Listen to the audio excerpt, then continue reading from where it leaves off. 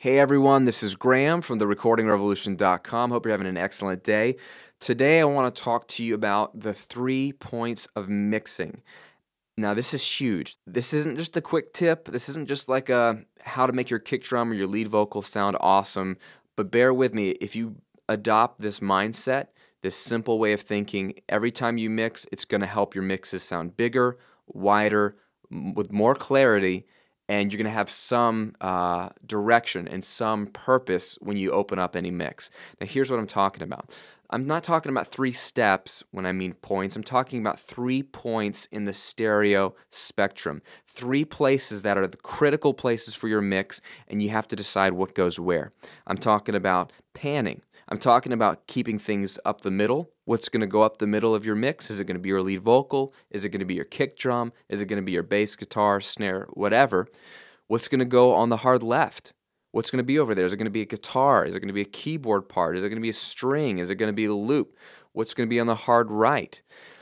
Those are the 3 farthest points in your mix, right? You can pan things anywhere left to right. So if I'm over here in Pro Tools, I've got a lead vocal, I've got it panned up the middle, but I could pan them all the way to the left or all the way to the right, all the way to the right, or anywhere in between, right? It's basically saying you've got 2 speakers, how much volume of the track are you going to put in the left speaker versus the right speaker? And if you have something panned up the middle, it's coming out of both speakers evenly. And so it creates this ghost image, this phantom image. It seems like something is coming out of in front of you where there is no third speaker. There's only speakers on the left and the right. So my point is this. There are only 3 critical points to mixing: the center, the hard left, and the hard right. And if you think about it that way, it will help direct your thinking. What am I going to put up the middle? What am I going to put in the left?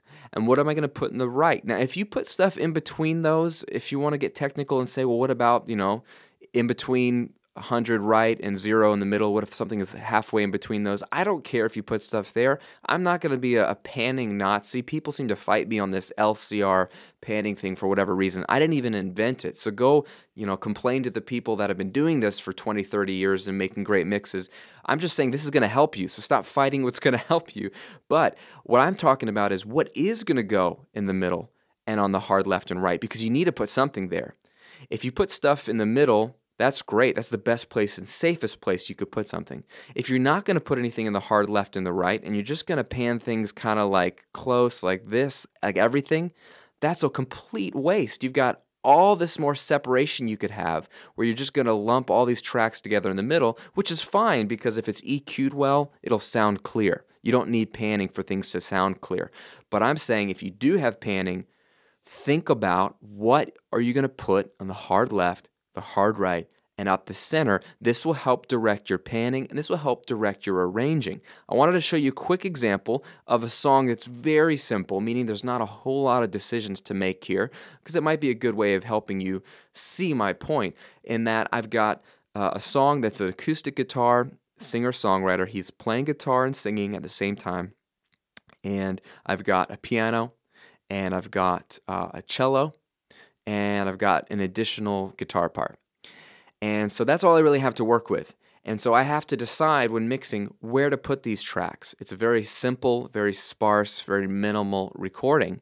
And so I want this to sound as full and as clear and as balanced as I can. And so what I've done is throughout the verse, a chorus, and a bridge, I've had different instruments be in different places so you can see what I'm doing and where I'm putting things in these 3 points of mixing. So take a listen to verse 3 into the chorus, into the bridge, and you'll see what I've got here. You're keeping busy, so you stay sane. And were you to stop, you would hear your real name. So stop your ignoring, come find the roaring. Come back to from where you came. So in the verse here, it's mostly been guitar, vocal up the middle, even a harmony vocal up the middle. And for 3 little beats here, you had a piano on the left. Would hear your real name, so stop your ignoring. So it's a very simple verse, right? He's finger picking, he's singing over his guitar. Why not just throw those up the middle? It's the simplest thing. Now we get into a chorus and we bring in another guitar. Oh, won't you come? where the water is wide. Let it shove you under, let it steal your mind. And when you surface downstream for the first time. All right, so again, we've got the vocal, guitar up the middle, harmony still up the middle. Piano plays a bit more, that's on the hard left. The strumming acoustic guitar comes in the hard right, and it instantly takes the mix from kind of a mono simple mix to a nice, big, wide, lush, beautiful song. And it allows you to feel and appreciate those other instruments. My point was that I knew I had those other 2 points, left and right, to play with. I decided piano's going to go on the left, extra guitar is going to go on the right, and that's going to fill out the chorus. But then the bridge comes up right after this, and he stops singing, and the cello comes in. And so what I've done is decided that the cello is going to be the melody now. It's going to take over for the vocal, so the cello needs to go up the middle. So take a listen. Time you will be free.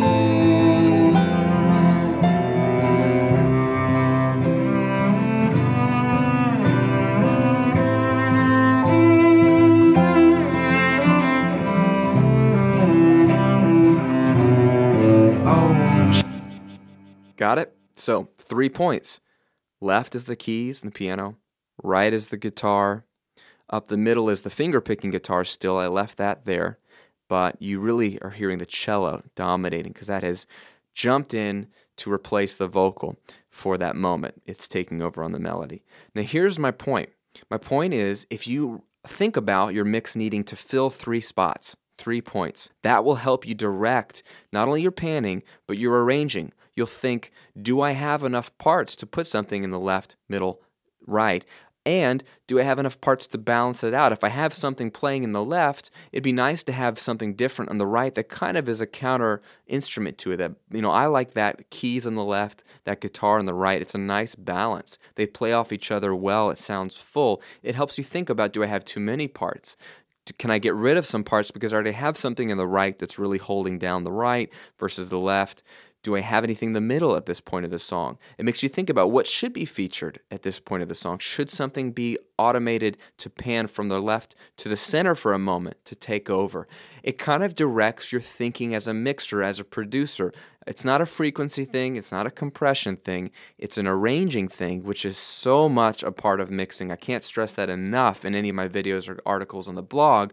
But if you think about there being 3 points, it will help you make decisions on what's the role of this instrument in the mix. What is it doing? What is it not doing? Is it adding to or taking away from my mix? And you'll just want to fill those holes, plug those spots as a general guideline, not as a formula. I'm not saying you can't do anything else with crazy panning. I'm not saying you can't put anything in between those points. You can do whatever you want. Serve the song, but at least acknowledge that those are the 3 critical points and you want to plug something in there. Even if that means for most of the song, it's all up the middle. It's all mono. And then just for the bridge, you pop things out on the left and the right. Feel free to do that. Lots of bands have done that. There's a lot of examples of even modern music where it's way up the middle in mono. It's a stylistic choice, but at least decide what's going to go in those 3 points. I hope that makes sense, and I hope that gives you something to think about as you're mixing, as you're panning. Leave me a comment on the blog, and again, thanks so much for watching these videos. I appreciate it. Hopefully, I will see you on another video in the near future. Take care, guys.